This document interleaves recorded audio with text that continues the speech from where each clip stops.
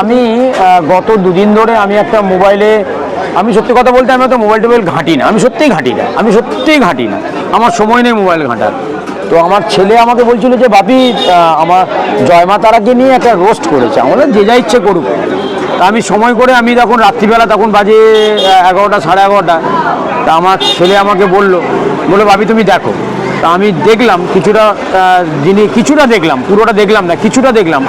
তার মধ্যে থেকে চার পাঁচজন ভাই ওই বেগুন সুন্দরী আর একটা কারো একটা ছবি লাগিয়ে রেখেছে, তাতে একটা গ্যাদার মালা আছে, এবং একটা বিচ্ছিরিভাবে একটা ভাষাগুলো ইউজ করেছো তোমরা।